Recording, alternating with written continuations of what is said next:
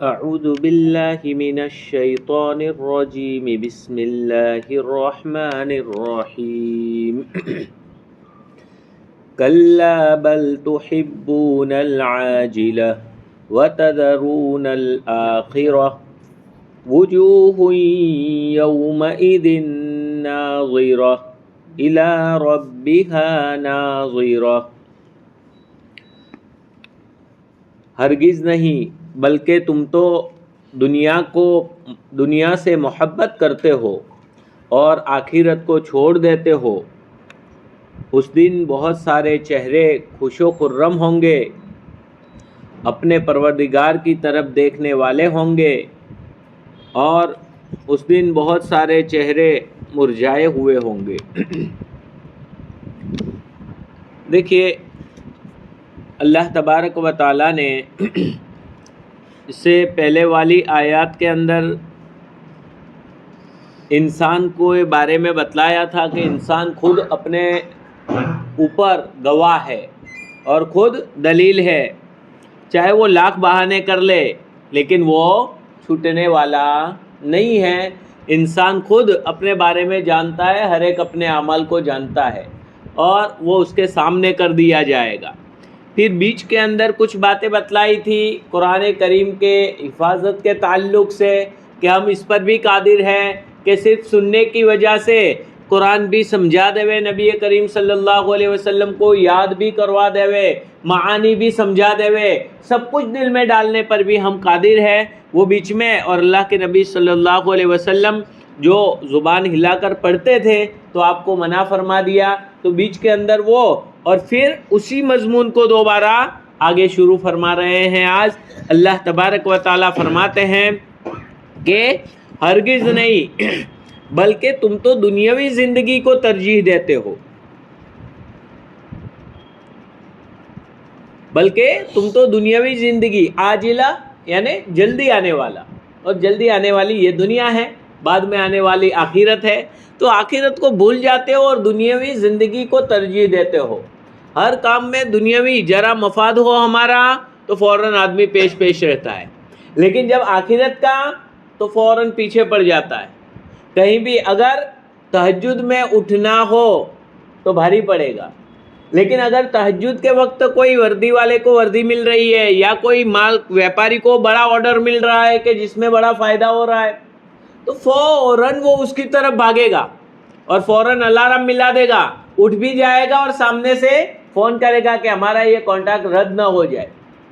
یہ ایک انسان کی خصلت اللہ تبارک و تعالیٰ بیان فرماتے ہیں، اور یہاں کافروں کا خاص طور پر کافروں کی حالت بیان کی جا رہی ہے کہ کافر لوگ جو ہوتے ہیں وہ آخرت کے مقابلے میں دنیا کو ترجیح دیتے ہیں۔ وَتَذَرُونَ الْآخِرَةَ، اور آخرت کو چھوڑ دیتے ہو، دنیاوی زندگی کو، حالانکہ یہ دنیا ہمیشہ کا گھر نہیں ہے۔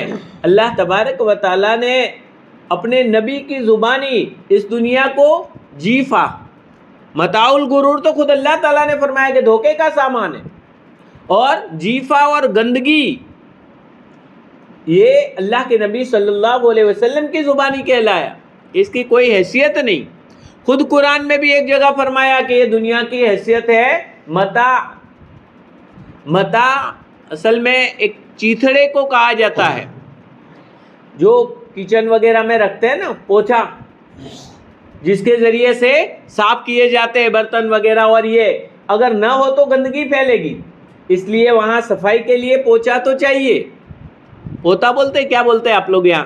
وہی کپڑا ہوتا ہے، چیتھڑا ہوتا ہے، صافی، جو بھی مطلب یہاں بولتے ہو، اور ہر جگہ کے اعتبار سے تو گویا یہ صفائی کے لیے، اگر نہ ہو تو کچن پورا گندا ہو جائے گا، اس لیے ضرورت تو پڑے گی، لیکن اس کو پھر ایک کونے میں پھینک ہی دیتے ہیں، پھینکا ہوا رہے گا، ضرورت پڑے گی اٹھا کر صاف کریں گے پھر پھینک دیں گے۔ تو گویا دنیا کی حیثیت تو ایسی ہے ضرورت کی چیز۔ دنیا نہیں ہوگی تو یہاں کام بھی، مال و دولت نہیں ہوگا، دنیا کی ضروریات پورا کرنا تو اس سے ضرورت پڑے گی، لیکن اسی سے محبت کرنا تو یہ کوئی چیتھڑا اور وہ پوچھا اور شافی جو ہے تو وہ محبت کرنے کی چیز نہیں ہے کہ ہم اس سے محبت کریں۔ اللہ تبارک و تعالیٰ فرماتے ہیں کہ بل تو تم تو اسی سے پیار کرتے ہو، اسی سے محبت کرتے ہو، وَتَذَرُونَ الْآخِرَةَ، اور جس کے لیے تمہیں دنیا میں بھیجا گیا ہے، جس کی تیاری کے لیے یہاں پر بھیجا گیا ہے، اس آخرت کو تو چھوڑ دیتے ہو، بھول جاتے ہو اور دنیا ہی کے پیچھے لگ جاتے ہو۔ اللہ سبحانہ و تعالیٰ نے ہمیں یہاں دنیا کے اندر آخرت کی تیاری کے لیے بھیجا ہے، اور ہم آ کر اتنا پیچھے لگ گئے کہ آخرت کو بالکل چھوڑ دیا۔ اللہ تبارک و تعالیٰ اس کا نتیجہ کہ قیامت جب آنے والی ہے تو قیامت میں کیا ہوگا، وہاں پر بھی دو گروہ ہوں گے۔ اب آپ کو خود تجویز کرنا ہے کہ قیامت کے دن مجھے کون سے گروہ میں رہنا ہے۔ بعض تو خوش و خرم بارونق چہرے والے اور جنت کی طرف جانے والے خوش و خرم ہوں گے، اور بعض مرجھائے ہوئے چہرے والے جہنم کی طرف جانے والے، عذاب کی طرف جانے والے ہوں گے۔ اب تمہیں فیصلہ کرنا ہے، اگر دنیاوی زندگی کو ترجیح دو گے، دنیا سے محبت کرو گے، تو پھر بعد میں تذکرہ آ رہا ہے جن کا کہ چہرے قیامت کے دن مرجھائے ہوئے ہوں گے، ان میں جاؤ گے۔ اور اگر دنیا کے اندر قدر کر لو گے، دنیا کے اندر آخرت کی تیاری کر لو گے، اللہ کے رسول صلی اللہ علیہ وسلم کے طریقوں کے مطابق اپنی زندگی کو بناؤ گے، اپنی زندگی کے اندر نبی کے طریقے کو لاؤ گے اور دین کی محنت کرتے ہوئے یہاں پر زندگی گزارو گے، تو اللہ تبارک و تعالیٰ فرماتے ہیں اور آخرت کو ترجیح دو گے تو وجوہ یومئذ ناظرہ، بہت سے چہرے اس دن تر و تازہ ہوں گے۔ بعضوں نے ترجمہ کیا ہے خوش و خرم ہوں گے، اور یوں بھی جب چہرے پر خوشی ہوتی ہے نا تو تازہ چہرہ معلوم ہوتا ہے۔ جب آدمی کو کوئی غم کی خبر ہوتی ہے تو چاہے بڑا ہٹا کٹا آدمی ہو لیکن اس کا چہرہ بھی بالکل مرجھایا ہوا عجیب معلوم ہوتا ہے، اور چاہے دبلا پتلا ہو لیکن انتہائی خوشی اور مسرت کی بات آتی ہے تو اس کے چہرہ بہت پر رونق نظر آتا ہے خوشی کی وجہ سے۔ تو اسی طرح سے اللہ سبحانہ و تعالیٰ فرماتے ہیں کہ قیامت کے دن بہت سارے چہرے ناظرہ یعنی خوش و خرم ہوں گے، تر و تازہ ہوں گے بالکل، اور وہ اپنے پروردگار کی طرف دیکھنے والے ہوں گے، اللہ رب العالمین کو دیکھیں گے۔ اللہ تبارک و تعالیٰ کا دیدار ہوگا جنت میں۔ جنت میں اللہ تبارک و تعالیٰ نے جنت کی نعمتیں ہی ایسی بنائی ہے، اور جنت میں ساری چیزیں ایک جگہ ہے، دو جنتیں ایسی کہ جس کے برتن وغیرہ یہ سب چاندی کے ہوں گے، دو جنتیں ایسی کہ جس کے برتن وغیرہ سب سونے کے ہوں گے، اور عجیب و غریب اس میں اس کی جو نعمتیں ہیں اس کو ہم بیان بھی نہیں کر سکتے، ارے دل میں بھی نہیں کبھی گزرا ہوگا، ایسی ایسی نعمتیں ہوگی، وہ نعمتوں والی جنت، اور وہ سب مل جائے گا۔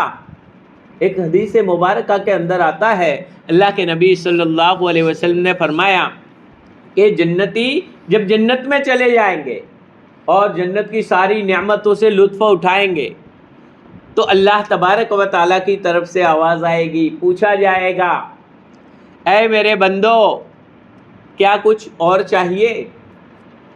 کہیں گے اللہ پاک کیا چاہیے، اور سب کچھ تو مل گیا۔ کہا کہ نہیں بتاؤ اور کچھ چاہیے؟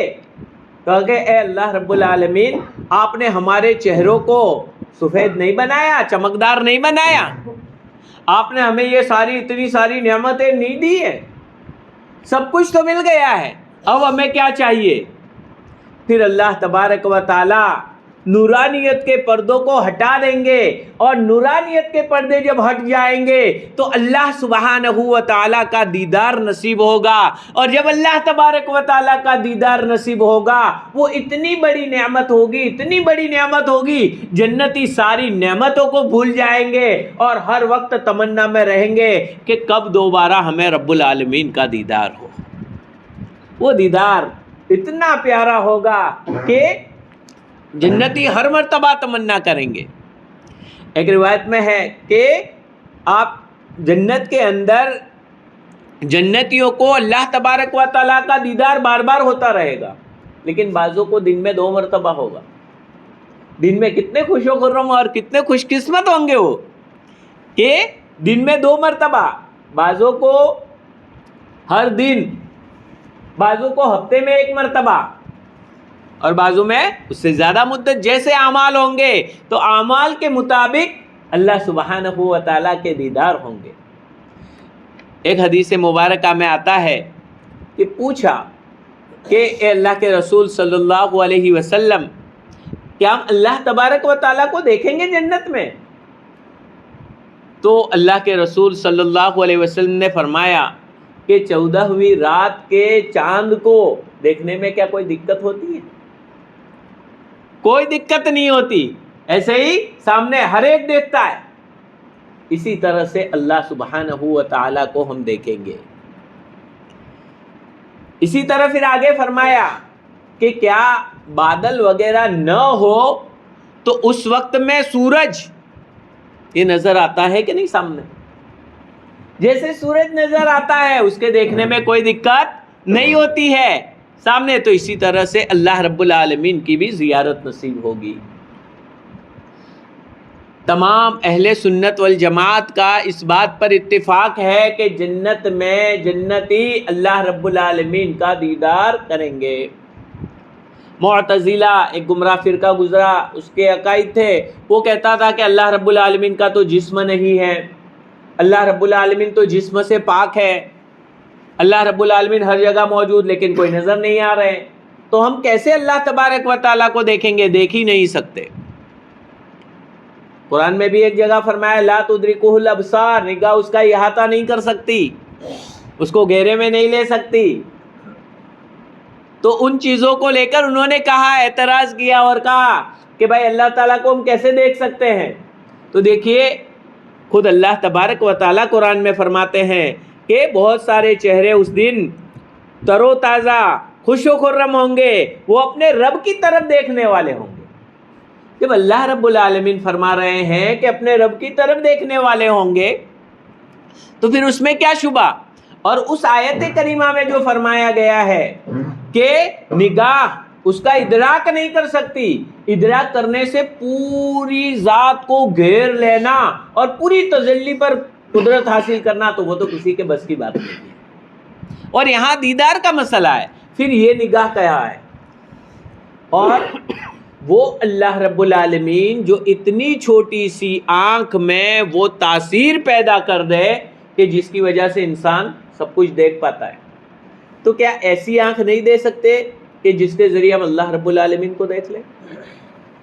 آج کل سائنسی ٹیکنالوجی کے دور میں اب یہ کہ بھائی پورا احمد آباد شہر، پورا کانکریا، پورا یہ پورا کا پورا اتنی جگہ میں دیکھ سکتے ہیں؟ کوئی بھی کہے گا کہ نہیں دیکھ سکتے. آج کل کمپیوٹر کا زمانہ ہے، کمپیوٹر میں یہاں بیٹھے بیٹھے امریکہ دیکھ لیتے ہیں، پورا امریکہ دیکھ لیا. کہاں؟ اتنے میں. بھائی امریکہ تو بہت بڑا ہے، اتنے میں کہاں سے تم نے دیکھ لیا؟ کمپیوٹر کی اسکرین اتنی ہوتی ہے تو اس میں پورا دیکھ لیتے ہیں. تو یہ جب انسان ایسے آلے کو بنا سکتا ہے، انسان ایسی چیز تیار کر سکتا ہے، تو اللہ رب العالمین جنہوں نے یہ جسم بنایا آج تک سائنس نہیں بنا سکا، جنہوں نے یہ عضو بنایا ایسا عضو آج تک سائنس نہیں بنا سکا، جس نے ایسی آنکھیں بنائی، سائنس دوسرے کی آنکھیں دوسرے کو دے، دوسرے کا دل دوسرے کو، لیکن خود ایسی آنکھ بناوے اور بنا کر دیکھے کہ جس سے انسان دیکھے، آج تک نہیں ہوا. تو یہ اللہ رب العالمین کتنا قدرت والا ہوگا، وہ جنتیوں کو ایسی آنکھ دے گا کہ جس کے ذریعے سے وہ اللہ رب العالمین کا دیدار کریں گے. اور کس انداز سے دیدار ہوگا؟ تو اللہ رب العالمین جس طرح چاہیں گے اس اعتبار سے دیدار ہوگا. ہمیں اس میں پڑھنے کی ضرورت نہیں ہے، وہ ہمارا کام تھوڑی ہے. دیدار کیسے کروانا وہ اللہ تعالیٰ کا کام. تو اللہ تبارک و تعالیٰ جس کیفیت سے چاہیں گے اس کیفیت کے ساتھ ہم تمام کو، وہ چاہے بغیر جسم کے، لیکن اس کے باوجود اللہ رب العالمین جس اعتبار سے چاہیں گے ہمیں اپنا دیدار کروائیں گے. اور ہمارا یہ عقیدہ ہے کہ اللہ سبحانہ و تعالیٰ کا دیدار ہوگا. اور بہت سارے چہرے اس دن مرجھائے ہوئے ہوں گے، جن کے بارے میں جن کے اعمال صحیح نہیں ہوں گے، دنیا کے اندر غلط اعمال کی طرف چل پڑے ہوں گے، تو ان کا چہرہ بالکل مرجھایا ہوا اور پچھتا رہے ہوں گے، تو اس وقت پچھتانے سے کوئی فائدہ نہیں ہوگا۔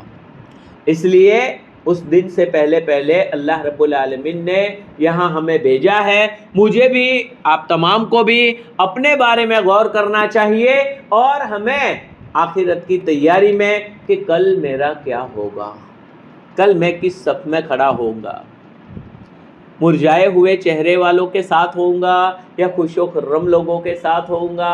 میری حالت، ہر آدمی اپنے بارے میں تھوڑی دیر کے لیے غور کرے اور خود سوچے کہ میرا کیا ہوگا، اور اس کے مطابق تیاری کرے۔ اللہ رب العالمین ہم تمام کو تیاری کی توفیق عنایت فرمائے۔ درود شریف۔ اللہم لک الحمد کلہ ولک الشکر کلہ کما ینبغی لجلال وجہک الکریم وعظیم سلطانک۔ اللہم صل وسلم دائما ابدا علی حبیبک خیر الخلق۔ ربنا ظلمنا انفسنا وان لم تغفر لنا وترحمنا لنکونن من الخاسرین۔ اللہم وفقنا لما تحب وترضى واجعل آخرتنا خیرا من الاولی۔ یا مغیث اغثنا اغثنا اغثنا۔ یا الہ العالمین، یا احد الصمد الذی لم یلد ولم یولد ولم یکن له کفوا احد۔ یا اللہ، اے میرے پیارے اللہ، ہم سب کے گناہوں کو معاف فرما دیجیے۔ اے مولا، آپ تو اپنے بندوں سے بے حد پیار کرنے والے ہیں۔ اے پیارے خدا، اے پیارے مولا، ہم بہت بڑے گنہگار ہیں، مجرم ہیں، لیکن مجرموں کو بھی آپ تو میرے بندوں سے خطاب کرنے والے پیارے مولا ہیں۔ اے مولا، اے مولا، تجھے اس محبت کا واسطہ، اے مولا ہم سب کو معاف فرما دیجیے۔ اے مولا، ہم سب نے دنیاوی زندگی کو ترجیح دی ہے، آخرت کو بھلا دیا ہے۔ مولا، کافروں کے نقش قدم پر چل رہے، مولا ہمیں معاف فرما دے۔ مولا ہماری صحیح رہبری فرما۔ اے مولا، ہمیں صحیح رخ پر چلنے کی توفیق عنایت فرما دیجیے۔ اے مولا، اے مولا، آخرت کی تیاری کی توفیق عنایت فرما دیجیے۔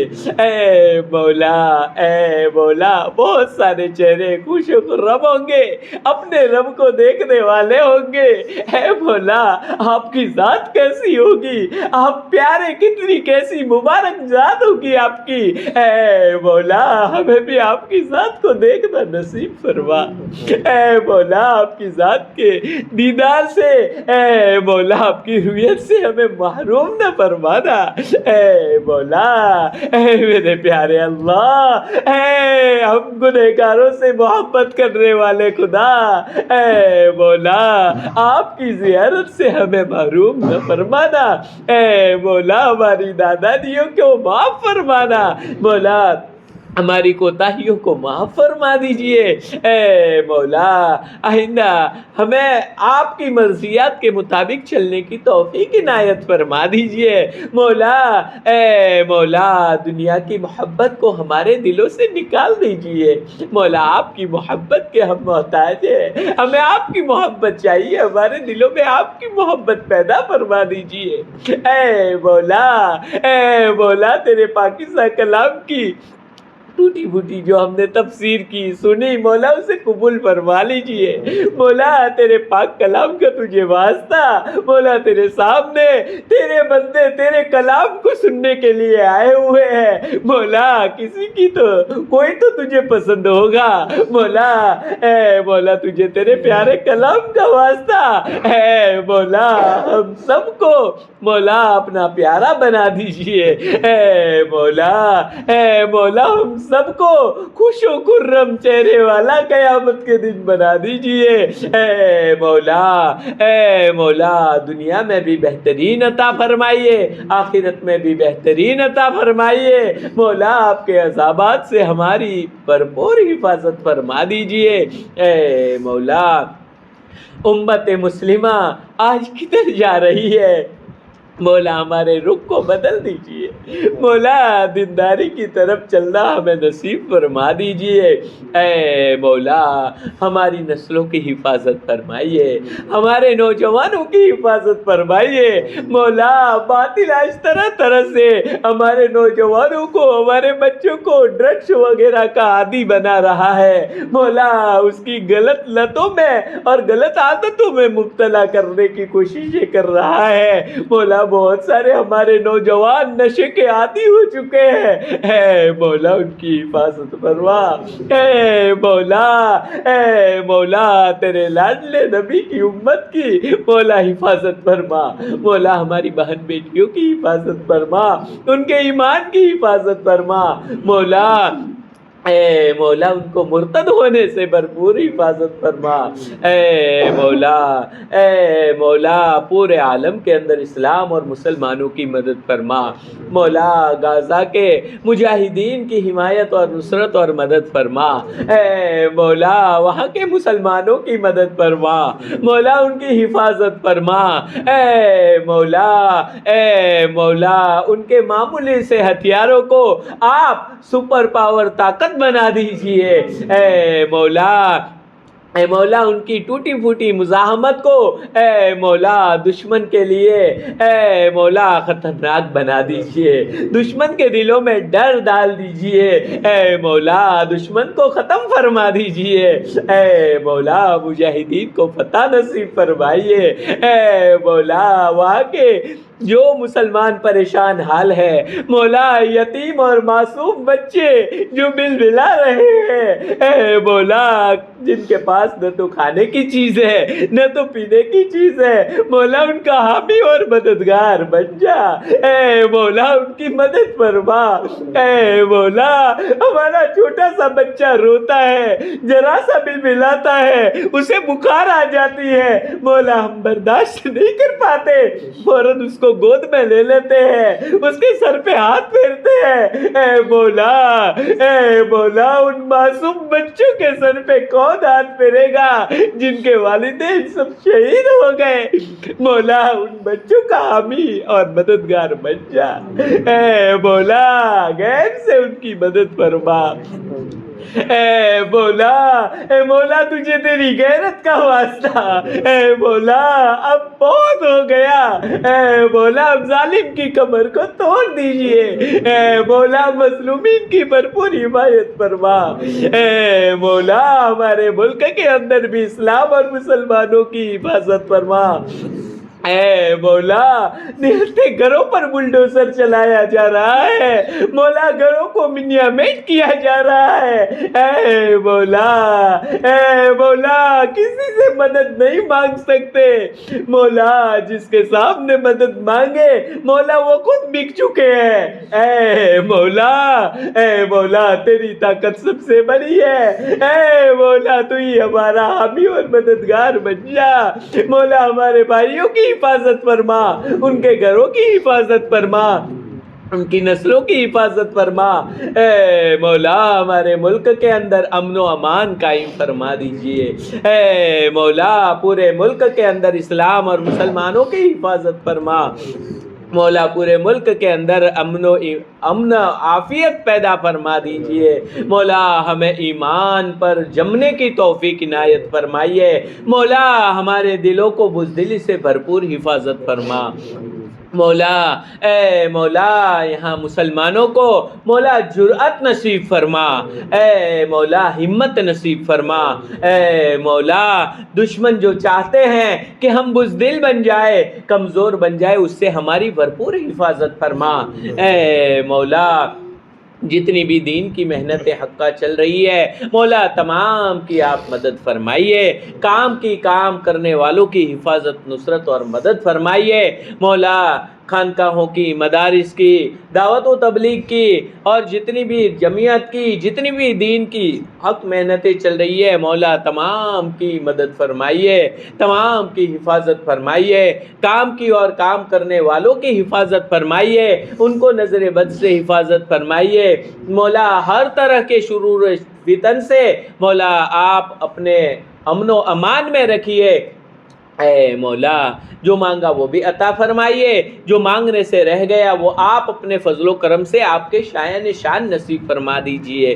اے مولا جنہوں نے دعا کے لیے کہا ہے، لکھا ہے، متوقع ہے یا جن کا ہم پر حق ہے، تمام کی جائز تمناؤں کو پورا فرما دیجئے۔ اے مولا ہماری ٹوٹی پھوٹی دعاؤں کو محض اپنے فضل و کرم سے اور جناب آقا محمد رسول اللہ صلی اللہ علیہ وسلم کے صدقے طوفیل میں قبول فرما لیجئے۔ اللہم ربنا تقبل منا انکا انت السمیع العلیم وتب علینا یا مولانا انکا انت التواب الرحیم۔ اللہم انا نسألک من خیر ما سألک منہ نبیک وحبیبک سیدنا محمد صلی اللہ علیہ وسلم ونعوذ بک من شر ما استعاذک منہ نبیک وحبیبک سیدنا محمد صلی اللہ علیہ وسلم۔ انت المستعان وعلیک البلاغ لا حول ولا قوة الا باللہ العلی العظیم۔ صلی اللہ تعالی علی خیر خلقہ محمد وآلہ واصحابہ اجمعین۔ سبحان ربک رب العزت عما یصفون وسلام علی المرسلین والحمد للہ رب العالمین برحمتک یا ارحم الراحمین۔